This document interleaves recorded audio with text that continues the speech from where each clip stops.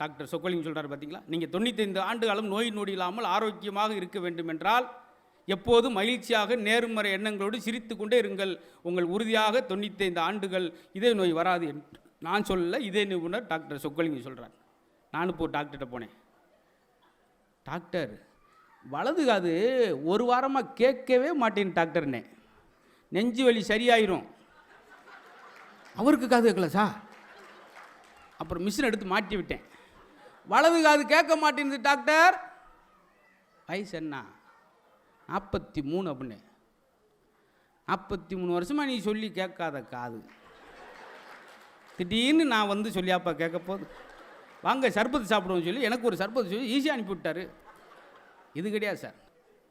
வந்தான் இந்த இடத்துல தட்டி, டாக்டர் கண்ணு மங்களா தெரியுது. உங்களுக்கு உண்மையிலே மங்களத்தையும் தெரியுது. நான் செக்யூரிட்டிப்பா. டாக்டருக்கு அந்த ரூம்புக்கு அங்கே போய் பாருங்க. போனேன். டாக்டர் சொல்லுங்கள் என்ன செய்யுது? கண்ணு அப்படியா, படுங்க. இந்த மருந்தை ஊற்றுறேன். எரிச்சலாக இருக்கா? சரிங்க படு, மலாக்கு ஊற்று. எப்படி இருக்கு? இல்லை இனிப்பாக இருக்கு, இன்னும் கொஞ்சம் ஊற்றுங்க. டாக்டருக்கு என்ன தெரியாமல் வாயில் ஊற்றி விட்டுருக்காரு. எப்படி தேடி போயிருக்காம பாருங்க. வாங்க அப்படின்ட்டு அந்த லாரியில் இருக்கிற அந்த நம்பர் பிளேட்டை படிக்க தெரியல டாக்டர். ஆப்ரேஷன் பண்ணி தான். ஆப்ரேஷன் பண்ணி முடிச்சுட்டு வந்து அந்த லாரியில் உள்ள நம்பர் பிளேட்டை பாருங்க, லாரியவே காணாமே டாக்டர் அப்படின்னா. செக் பண்ணி பார்க்குறாரு, மிஸ்டேக் நடந்து போச்சு. அவன் வலது கண்ணை சொன்னால் இவர் இடது கண்ணை படிப்பிட்டார். பயப்புறாரு, என்ன செய்ய போகிறானோன்னு போய் பயந்து, தம்பி முருகேசன் சார் ஒரு சின்ன ரிக்வஸ்ட்டு சொல்லுங்கள் சார், எதுவும் பிரச்சனை பண்ணவனா நஷ்ட இடம் நான் கொடுத்துட்றேன், சொல்லுங்கள் சார். நீங்கள் வலது கண்ணை சொன்னீங்க, நான் இடது கண்ணை பண்ணிட்டேன். ஆட விடுங்க சார். இது ஒரு பெரிய குபீர் ஆயிடுச்சு இவருக்கு. என்ன கண்ணவே மாற்றி போட்டான், அசால்ட்டை விடுங்கன்ற. ஏன் தம்பி உன் கூறுவார் தெரிஞ்சா நான் ஆரம்பத்தில் கண்ணை மாற்றி சொன்னேன் அப்படின்னா. ஏன்னா இவன் இப்படி பண்ணுவான்ட்டு அவனுக்கே தெரிஞ்சிருக்கு. இவன் ஆள் சரியில்லாமல் இருக்காரு, நம்ம தொடக்கத்தில் மாற்றிடுவோம். இல்லாட்டி என்ன ஆகும் பார்த்துருக்கீங்களா? வீல் சேரில் வாழ்க்கை தொடங்குது. குழந்தையா இருக்கும்போது பாருங்கள், அப்படி வீல் சேரில் வச்சு கொண்டு வரோம். வீல் சேரில் குழந்தை வாழ்க்கை தொடங்குது. 80 வயசில் அதே வீல் சேரில் வச்சு அவரை கொண்டு வரோம். அப்போ வீல் சேரில் தொடங்குகிற வாழ்க்கை வீல் சேர்லேயே முடியுது. இடையில இந்த 40 வருஷம் எதுக்கு வீல் கத்துறீங்க? அதை மகிழ்ச்சியாக கொண்டாடுங்க. புத்தர் ஒருத்தனை பார்த்து கேட்டார், அவர் சீடனை பார்த்து, உனக்கு என்ன வயசாகுது? ஐயா 23. உன்னை பார்த்தா 73 மாதிரி தெரியுது, நீ 23 என்கிறாயே. இல்லை, நான் மகிழ்ச்சியாகவும் சந்தோஷமாகவும் வாழ்ந்த ஆண்டு 23, அதுதான் நான் வாழ்ந்த வாழ்க்கையாக உணர்கிறேன் அப்படிங்களா. ஒரே விஷயம், ஒரு ஆளுக்கு கஷ்டமாக இருக்குது, ஒரு ஆளுக்கு சிரமமாக இருக்குது சார். திருச்செந்தூர் கடற்கரையில் 2 சாமியார் சந்திக்கிறாங்க. சுவாமி வணக்கம் சுவாமி. பதிலுக்கு அவரும் சுவாமி வணக்கம்.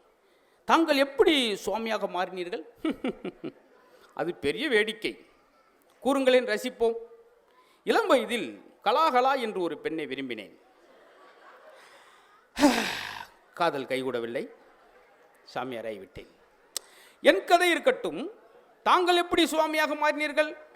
அந்த சனியை முடிச்ச கலவை நான் தான் கல்யாணம் பண்ணேன். பார்த்தீங்களா சார், உங்கள் மகிழ்ச்சியை உங்களை தவிர வேறு யாரும் அனுபவிக்க முடியாது, கொடுக்க முடியாது. நம்மளே உருவாக்கிட்டே தான் சார். சார் உங்கள் மனைவி உங்கள் மேலே கோபமாக இருக்காங்க, அதை ஒத்த வார்த்தையில் இந்த பாருங்கள், இந்த அதுக்கு முன்னாடி இதை சொல்லிடுறேன். இறைவன் படைப்பிலே ஆச்சரியமான உறுப்பு ஒன்று இருக்குது நம்மகிட்ட, அதுதான் நாக்கு. 24 ஹவர்ஸ் ஈரத்திலே இருக்கக்கூடிய உறுப்பு இந்த நாக்கு. எதுக்காக தெரியுமா? உன் வாயிலிருந்து வர வார்த்தை குளிர்ந்த வார்த்தையாகவும் மற்றவன் ஈரப்படுத்துகிற ஈரமான வார்த்தை இருக்குன்றக்காகத்தான் நாக்கு ஈரத்திலே படைச்சது. அது எப்படி மாற்றலாம் தெரியுமா? உங்கள் ஒய்ஃப் ஃபோன் பண்ண, ஏங்க எங்கே இருக்கீங்க, எங்கே இருக்கீங்க, இதை டப்புண்டு 100 டிகிரியில் இருந்ததை டக்குன்னு 0 கொண்டு வந்துடலாம். ஒத்த வார்த்தை, எங்கெங்க இருக்கீங்க, கொஞ்சம் கீழே வருமா, உன் இதயத்தில் தான் இருக்கேன். உடனே அங்கே குறைஞ்சிடும், பார்த்து மெதுவாக வாங்க. சர புருண்டு வண்டியை ஓட்டிட்டு ஒன்றும் அப்படி ஒன்றும் அவசரம் இல்லை. ஒத்த வார்த்தையில் முடிஞ்சு போச்சு. இதை கற்றுக்கிட்டோம்னா போதும். ஏமாத்து நடிக்க தெரியணும். நடிக்க தெரிஞ்சால் போதும், நீங்கள் சந்தோஷமா. அங்கே ஒரு ஆள், ஆஹா முத்து பதாயா கரெக்டாக சொல்லித்தரேன் அப்படின்னு பேனா பேப்பர் எடுத்துட்டார். இனிமேல் படுறேன், என் வீட்டிலே சண்டை கிடையாது. இந்த மாதிரி ஒரு 4 பாயிண்ட்டை சொல்லியா உங்களுக்கு உங்கள் மனைவிக்கு சண்டை வருதா? ஆண்கள் செய்ய வேண்டிய முதல் வேலை, மனைவிக்கு உங்களுக்கு தீவிரமான சண்டை வரும்போது ஆண்கள் உங்கள் செருப்படுங்க, காலில் ஓட்டு வெளிக்கடையில் டீ குடிக்க போயிருங்க. ப்ராப்ளத்தப்புறம் நம்மளா சால்வ் பண்ணலாம் சார். திடீர்னு கேட்பாங்க, எங்க திடீர்னு நேற்று நெஞ்சை பிடிச்சிட்டு உட்காந்துட்டீங்க அட்டாக்குன்னு சொல்லி, வாங்க எக்ஸ்ரே எடுப்போங்க, இதயத்தில் என்ன இருக்குது ஏது இருக்குன்னு டாக்டர் சொல்லிடுவார். வேணாம்மா வேணாம்மா, ஏங்க இப்படி அடாவடியாக இருக்குங்க, வாங்க ஏதாவது ஒன்று இதயத்தில் என்ன இருக்குது ஏதுக்குன்னு சொல்லிடுவார். வேணாம்மா, இங்கேருந்து போய் எக்ஸ்ரே எடுத்து 2000 ரூபா செலவு பண்ணி எதுக்கு, இதயத்தில் நீதானமாக இருக்க, 5 நாளைக்கு ஐர மீன் குழம்பு கிடைக்கும். இப்படியே ஏதாவது ஒன்று கேட்டுக்கிட்டே இருங்க. காலைல எந்திரிங்க 7 மணிக்கு, ஏப்பா அன்னைக்கு சாயந்தரம் மழை வருமா லட்சுமி, ஏங்க என்கிட்ட கேட்குறீங்க, நானா வானிலை அறிவிப்பாளரா? இல்லை சாயந்தரம் 5 மணிக்கு மழை வருமா, ஏங்க என்கிட்ட கேட்குறீங்க? மழை வர்றது அப்புறம் மயிலுக்கு தெரியாதா? தொடர்ச்சி ஐரமன் குழம்பு தான், போவோம் முகரையை கண்டுக்கிட்டு அப்படி சொல்லக்கூடாது, சொன்னா போச்சு. ஆனால் எல்லாத்தையும் மாற்றணும் சார். எல்லோரும் மனைவிக்கு என்ன சார் கிஃப்ட் கொடுப்பாங்க? சேலை வாங்கி கொடுப்பாங்க, மோதிரம் வாங்கி கொடுப்பாங்க. பிறந்த நாளுக்கு ஒருத்தர் 4 அடி நீளத்தில் சௌரி முடி கொடுத்தேன். அந்த அம்மா வாங்கிட்டு பட்டக்குன்னு கட்டப்பைக்கில் வச்சுச்சு. ஏங்க இதை போய் கொடுத்து நான் யார்கிட்ட போய் இதை காமிக்க முடியும்? நல்லா கிஃப்ட்டு கொடுத்தீங்க. மித்த கிஃப்டெல்லாம் இன்னொருத்தையும் செய்கிறதுடி, இந்த கிஃப்டை நானே செஞ்சுடி. நீங்களவா எப்படி? தினம் உன் சாப்பாடுக்கு ஒவ்வொரு முடியாக எடுத்து எடுத்து நூலில் கட்டினா சார், அவன் எவ்வளோ பெரிய பொறுமைசாலி பாருங்க சார். கோப்படாமல் வெறுக்காமல் எவ்வளோ பொறுமையாக வாழ்ந்துருக்கான் பாருங்க. அது மாதிரி சின்ன சின்ன விஷயம் இருக்குது சார். இவ்வளோதான். எல்லோரும் டிப்ஸ் கொடுப்பான். நான் எனக்கு ஒருத்தன் டிப்ஸ் கொடுத்தேன். பேங்கில் ஒருத்தன் பேனா கேட்டார், டக்குன்னு பேனா கொடுத்தேன். என் பின்னாடி ஒருத்தன் சொரிஞ்சான், சார் டிவியில் ரைட்டு தான், விவரம் தெரியாத இருக்கீங்க, பேனா கேட்டோன்னு அப்படியே கொடுக்குறீங்க, கொண்டு போயிடுவாங்க சார், மூடியை கலத்திட்டு கொடுங்க.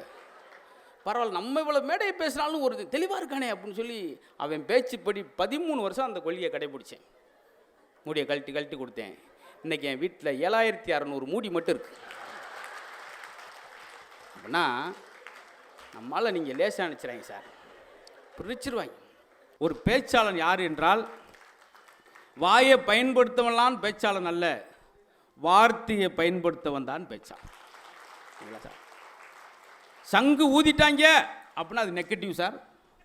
அதே சங்கு முழங்கியது அப்படின்னு சொன்னீங்கன்னா அது பாசிட்டிவ். ஒரே விஷயந்தான், நீங்கள் சொல்கிற பொறுத்து. ஏன் மாடு அப்படின்னா கோப்பிடுவான், அவனவே அவன் பசு போலங்க அப்படின்னா 2 டீ வாங்கி கொடுப்பான். நம்மளாம் உருவாக்கிக்கிறேன் சார். ஆனால் எப்படி பேசுவோம் தெரியுமா? பக்கத்து வீட்டில் ஒரு பெரியவர் செத்து போட்டுமே, அங்கிட்டு போயிடாங்க 8 மணிக்கு மேலே செத்து ஆவியாக திருறாரு. இவங்க வீட்டில் ஒரு கிழமை சாப்பிட்டு, எங்கள் தாத்தா சாமி ஆகிட்டார், அவர் மட்டும் ஆவியாக திருவோம், உங்கள் தாத்தா மட்டும் எப்படி சாமி ஆவார்? ஐயோ பிரிச்சிருவோம் பேச்சு சார். வடநாட்டு பக்கம் இருந்து வந்த கிந்திக்கார பெண்ணை நம்மளை பார்த்து சொல்ல அண்ணே அண்ணே அப்படின்றான். இங்கே இருக்கிறவன் ஹலோ ஜி ஹலோ ஜி அப்படி பார்த்தீங்களா? இதை பார்த்தாங்க எனக்கு சில நேரம் கோங்கோமாக வந்து எதாவது ஒன்று செய்கிறது சார். இந்த வருஷம் பிறந்தோடனே எல்லோரும் என்ன நல்ல எண்ணங்களை உருவாக்கி, சார் சாதாரண கூரை வீடாக கூட இருக்கலாம், ஆனால் உங்கள் எண்ணங்களால் அதை நீங்கள் கோயிலாக மாற்றம். நல்ல மனிதர் இருந்தால் அது கோயில் சார். கோயிலுக்கு நம்ம தனியாலாம் போகத்தில்லை. ஒரு பையன் சைக்கிளில் போய்கிட்டு இருந்தான். அப்போ சைக்கிளில் போய்ட்டு வாரியார் எடுத்தாப்புல வந்து வாரியார்கிட்ட கேட்குறான், எங்கே போகிறீங்க? கோயிலுக்கு. அதனால் கோயிலுக்கு தான் போகணுமா? நீங்கள் தான் சாமி தூளில் இருக்கார் துரும்பூரில் இருக்கான்றீங்களே, இங்கே பார்த்து கும்பிட்டு போக வேண்டியானுங்க, எதுக்கு 4 கிலோமீட்டர் நடந்து கோயிலுக்கு போகிறீங்க? அப்படின்னா இவங்க வந்து சைக்கிளை காற்றை பிடிங்கி விட்டார். ஐயா என்ன காற்றை பிடிங்கி விட்டீங்கன்னா எப்படி போகிறது? அதான் எல்லா இடத்துலையும் காற்று இருக்குல்ல, போக வேண்டியானே. அவன் பதில் அவனே. இப்படிலாம் மேடை இருந்துச்சு சார். மேடை பேச்சு இப்படி இருந்துச்சு. வாரியார் பேசும்போது திடீர்னு வந்து அவர்கிட்ட கேள்வியெல்லாம் கேட்பாங்க. சாமி நான் ஒரு மளிகை கடை வச்சுருக்கேன், கடையில் என்ன படம் மாட்டலாம்? அதுக்கு வாரியார், நீ என்ன படத்தை வேணாலும் மாட்டிக்க, ஆனால் கலப்படம் பண்ணி மாட்டிக்கிறாத. பார்த்தீங்களா எவ்வளோ ஜமுஜ புத்தி பார்த்தீங்களா? எல்லாருக்குமே சார். எம்.ஆர். ராதா அவர்கள் ஒரு பழைய பாண்டியான்ற ஒரு படத்தில் ஒருத்தரை போட்டு அடிச்சுக்கிட்டு இருப்பார். ஏன்னா பெரியவங்களாக இருக்காங்க, அவங்களுக்கும் ஒரு நகைச்சுவை எவ்வளோ நாகரிகமாக இருந்துச்சு அப்படின்றக்காக சொல்கிறேன். அவங்கள ஒருத்தனை அடிச்சுக்கிட்டு இருப்பான் பழைய பாண்டியான்ற படத்தில். அப்போ எம்.ஆர். ராதா பக்கம் வருவார், டேய் ஏன்டா அவனை அடிக்கிறீங்க? ஐயா கொடுத்த கடனை திருப்பி தர மாட்டேங்கிற. ஐயா ஏன்டா கொடுத்தீங்க? ஐயா இல்லேன்னு கேட்டேன் கொடுத்தோமுங்க. இல்லாவென்ட்டு கொடுத்தா எப்படா திருப்பி தருவேன்.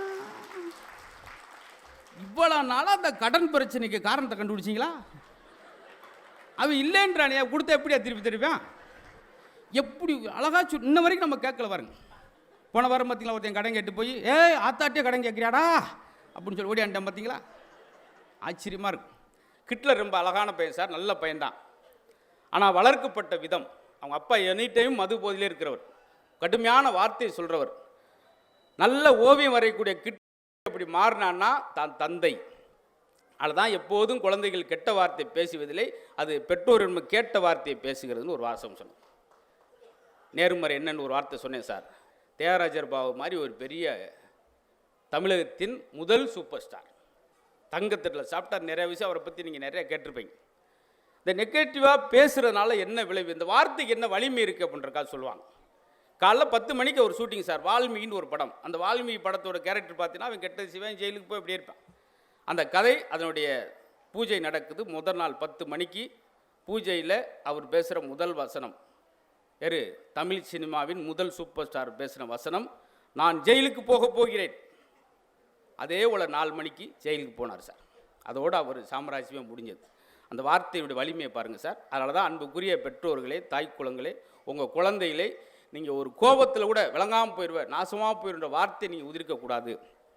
உங்களை அறியாமல் தாயிடம் ஒரு பெரிய சக்தி இருக்குது, வார்த்தைக்கு வலிமை இருக்குது என்பதை நீங்கள் ஞாபகம் வச்சுக்கிறணும்.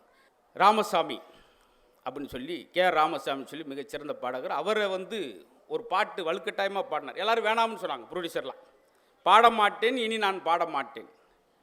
அது ப்ரொடியூசர் அப்படி சொன்னாங்க, நெகட்டிவாக இருக்குது, அந்த வார்த்தை தொடக்கமே நல்லா இருக்குது, இடையில வச்சுக்கிடுவோம், இல்லை இந்த கதைக்கு இது ரொம்ப முக்கியம் அப்படின்னு சொல்லி வலுக்கட்டாயமாக அந்த பாட்டை பாடினார். பாட மாட்டேன், இனி பாட மாட்டேன், அதான் அவருக்கு கடைசி பாட்டல். அதுக்கு அடுத்து அவர் பாடவே இல்லை. வரலாறுல சின்ன சின்ன விஷயங்களை பாருங்கள்.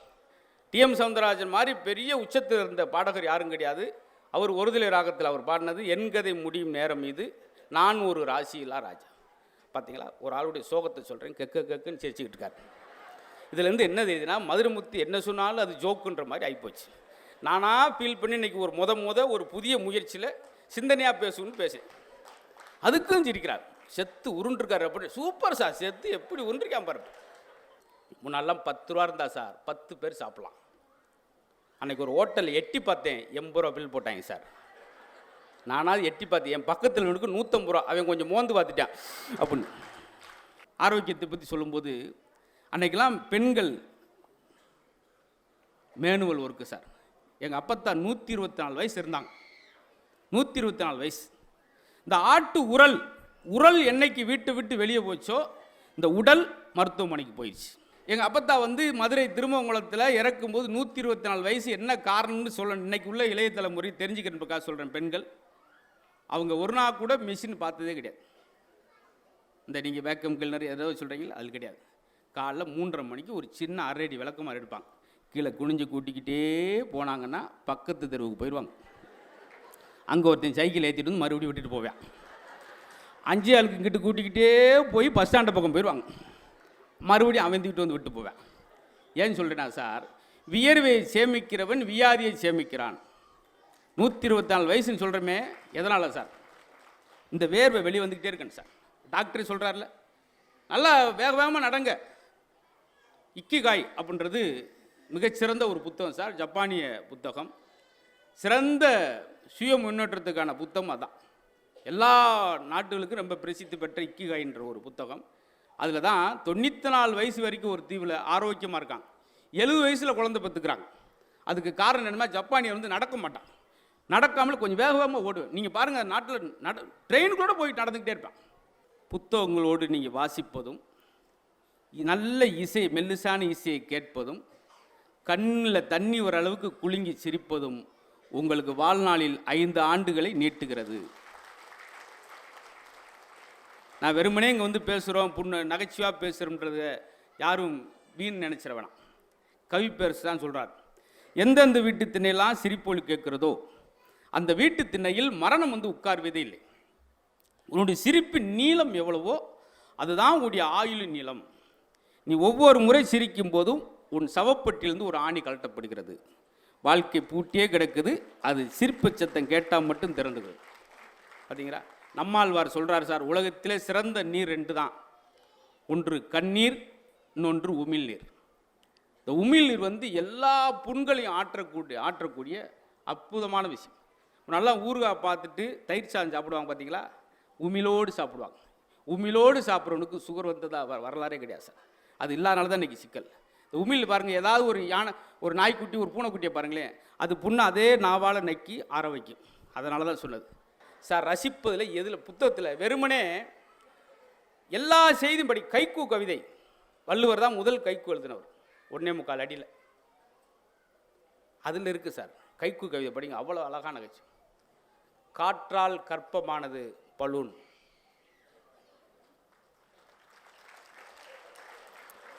ரொம்ப சூடேறி அங்கே 3.25 கிலோமீட்டருக்கு அங்கிட்டு ஒரு ஆள் கைதட்டி, அதை இவர் இங்கே பார்த்துட்டு இவர் எதுக்கு தட்டுறான்னு இவர் யோசிச்சு, அப்புறம் ஒட்டு மொத்தமாக நீங்கள் சேர்ந்து கைதட்டங்கூலி நான் செங்கல்பட்டு தாண்டி செவனேன்னு போய்கிட்டு இருப்பேன்.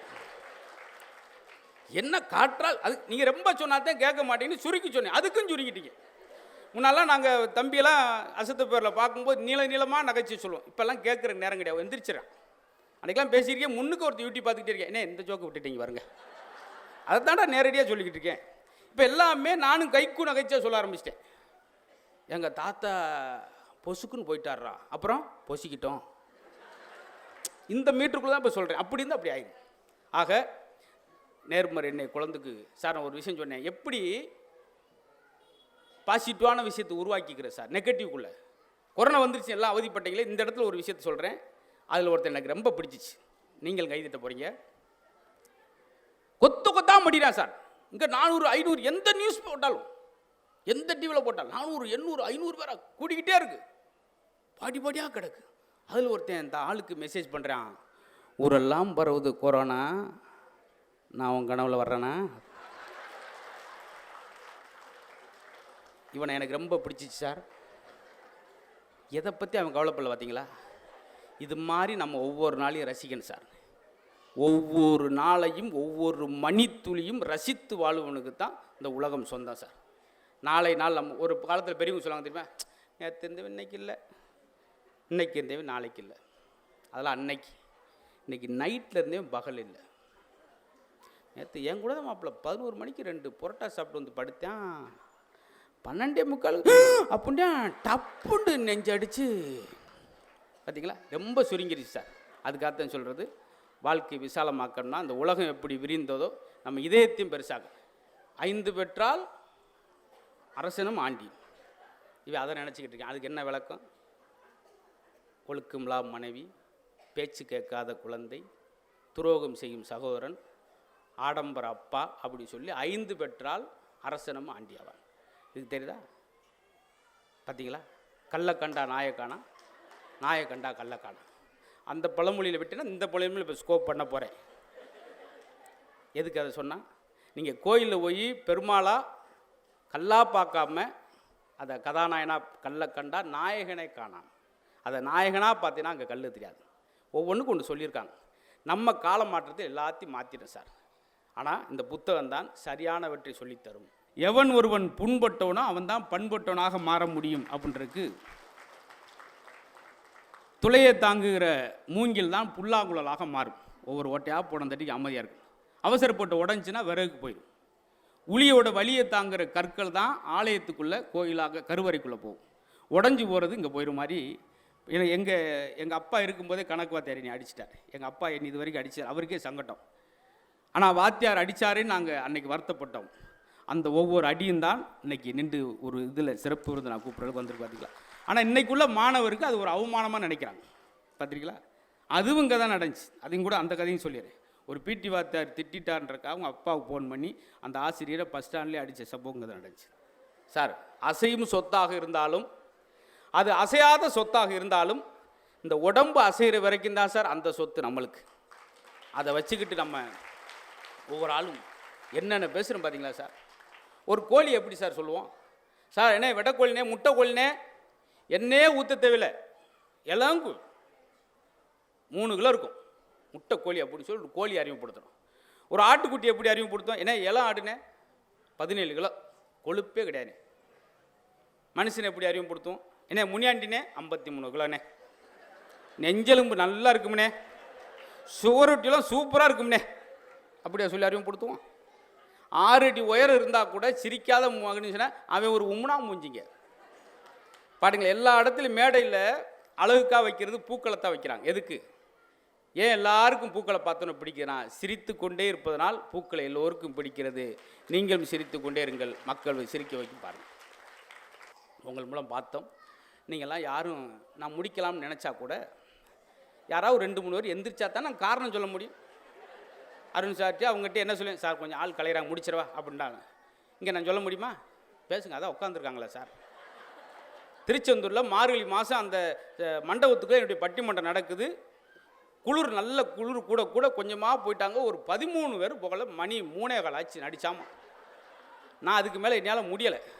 நான் எத்தனை ஜோக்கை தான் சார் சொல்ல முடியும்? நீங்கள் யாரும் வீட்டுக்கு போகலையா அப்படின்னு. யார் எங்கள் ஊரில் வந்து வீட்டுக்கு போகலையான்னு இருக்கா? நாங்கள் படுக்கிறதுல உட்காந்து நீங்கள் தொணத்தோன்னு பேசிக்கிட்டு முதல்ல நீங்கள் எந்திரிச்சு போங்கடா அப்படின்னு. அவன் பார்த்தா கடைசியில் அவங்க அங்கே தான் படுப்பாங்களோ ரெகுலராக. அது இல்லாமல் இப்படி ஒரு ரசிகர் ஆகா ஓகோண்டு 3 மணி வரைக்கும் மூச்சு திணற கத்தி 3 குளுக்கோஸ் ஏற்றிட்டு வந்து நானாக இருப்பேன். அது கிடையாது சார். இந்த வெள்ளந்தியான சிரிப்பு பார்த்தீங்களா? இந்த இடத்துல கொஞ்ச நேரத்தில் இது கோயில் மாதிரி மாறிடுச்சு சார். பெண்கள் நீங்கள் சிரிச்சு எனக்கு சந்தோஷம்.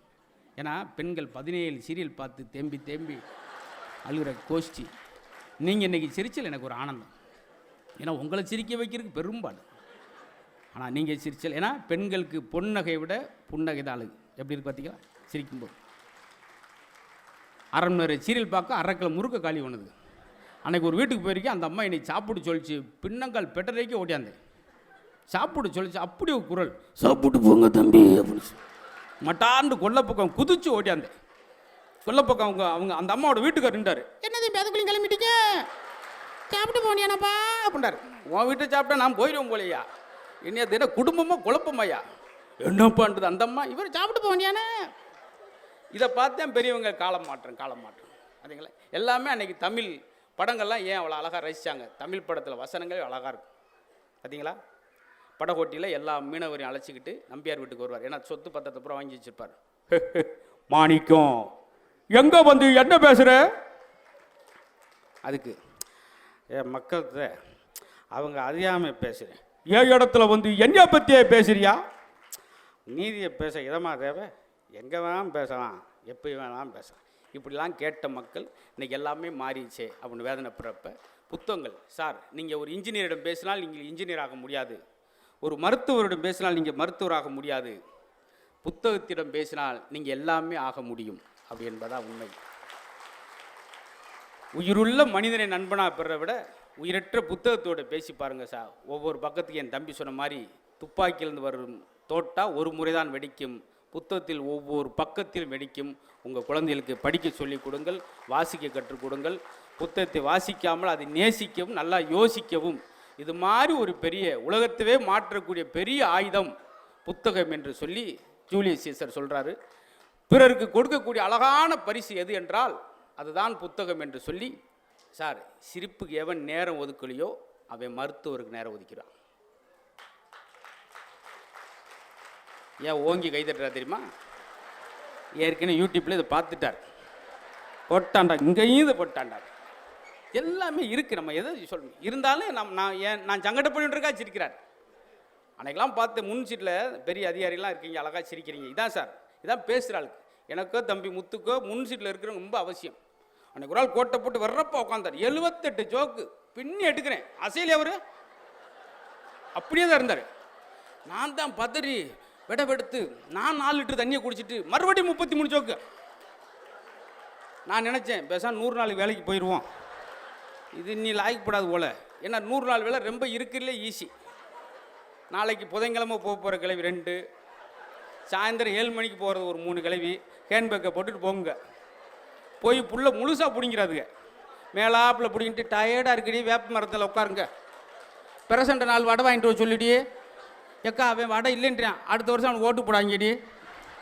ஏறு ஒரு உளுந்த வடை வாங்கி தரலைன்றக்காக அவனுக்கு ஓட்டு போடக்கூடாதான்.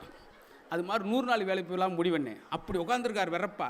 நான் கேட்டே விட்டேன், என்ன சார் சிரிக்கலையா என்னன்னு கேட்குறேன். அவர் தான் ஆர்கனைசர். ரேஸை சிரிச்சிட்டா நான் 2000 ரூபா சேர்த்து கேட்பேன் நினச்சி கஸ்தூரி போய் சிரிச்சிடக்கூடாது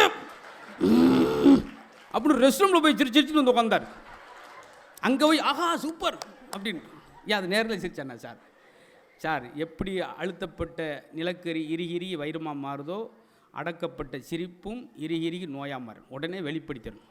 நான் சொன்னேன் பார்த்தீங்களா ஒரு வார்த்தை, எங்கள் அப்பா 87 வயசு வரைக்கும் ஆஸ்பத்திரியே போகாமல் வந்தால் என்ன தெரியுமா, படுத்தோடனே தூங்குவார், கொரட்டை ஓடு தூங்குவார், வீடே எந்திரிச்சிருவோம். அது வேறு, அவர் தூங்குவார். ட்ரெயின் கம்பார்ட்மெண்ட்டில் ஒருத்தன் தூங்குவாங்க சார், 13 பேர் எந்திரிச்சு உட்காந்துருப்பாங்க. சில நேரம் அவன் குரட்டில் அவனுக்கே தூக்க வர, யாரு அப்படின்னு இருக்கான், ஓ நீதாயா, நான் தானா, நாங்கள் என் குரல் எனக்கே கேட்குது, அப்படியெல்லாம் ஆச்சரியப்படுத்துகிறவெல்லாம் இருக்கான். அது மாதிரியெல்லாம் இல்லாமல் நீங்கள் இதான் சார் உங்களுக்கு சொல்கிறேன், மனசு விட்டு இத்தனை மேடை போடனால கணிச்சனால சொல்கிறேன், உங்களுக்கெல்லாம் குறைஞ்ச 110 வயசு பார்த்தீங்களா, அப்படி சிரிச்சிங்க. அதனால் இதே மகிழ்ச்சி இதே ஆனந்தம் ஒவ்வொரு புத்தக திருவிழாவிலும் உங்களுக்கு கிடைக்கணும். ரொம்ப அறிஞர் பெருமக்கள் வந்து இந்த மேடையில் பேசுகிறாங்க, அத்தனையும் பயன்படுத்தி கொள்ளுங்கள். நான் ஒரு வார்த்தை சொன்னேன், அது எவ்வளோ உண்மைன்ற பார்த்துக்குங்க. ரொம்ப பிரமாதம். என்கிட்ட வந்து 7,30,000 ஜோக்கு இருக்குது, அத்தனையும் சொன்னால் நீங்கள் வாட்டு உட்காந்துக்கிட்டே இருப்பீங்க. முத்துக்குமரன் நினைப்பார், ஏன்னா நானும் பேசியிருப்பேனே அப்படின்னு. இருந்தாலும் எல்லாமே தேன் மாதிரி அளவாக இருக்கணும். கொஞ்சம் நகைச்சியோடு நாங்கள் போனாத்தான் அடுத்த வருஷம் எங்களை கூப்பிடுவீங்க. எல்லா நகைச்சியும் சொல்லிட்டேன்னா எல்லாம் முடிஞ்சு அப்புறம் எதுக்கு நினைப்பீங்க. அதனால் வேணும் பேச்சுக்கலை, அருமையான கலை. அது எனக்கு ஒரு எளிய கிராமத்தில் பிறந்து படிப்பறிவில்லாத அம்மா என்னை இந்த அளவுக்கு கொண்டு வந்திருக்காங்கன்னா, அம்மா வந்து எனக்கு உலகத்துக்கு அறிமுகப்படுத்தினாங்க. இந்த தமிழ் தாய் தான் எனக்கு உலகம் மட்டும் இல்லாமல் எல்லா நாட்டுக்கும் அழைத்திட்டு போனது. அதற்கு காரணம் புத்தக வாசிப்பு. ஒரு பஸ் ஸ்டாண்டில் நின்று அப்படி கடலைப்பருப்பு வாங்கி குறித்தா கூட அந்த கடலை குறிக்கிறோட அதில் நான் பேப்பரில் எழுத்த குறிப்பேன். அதில் எங்கேயாவது நகைச்சுத்தூண் இருக்கான்னு தேடுவேன். அந்த ஒரு சின்ன விஷயம் என்னை இவ்வளோ வருஷம் மாற்றினதுக்கு காரணம் புத்தகம் என்பதை என் வாக்கு மூலமாக சொல்லி உங்கள் குழந்தைகளுக்கு சொல்லிக் கொடுங்கள். எப்போதும் அன்போடு இருங்கள், பாசமாக இருங்கள், நேசமாக இருங்கள் என்று சொல்லி திருவள்ளூர் மக்களை அத்தனை பேர் அன்போடு வணங்கி உங்களிடம் அன்போடு விடைபெறுகிறேன். நன்றி.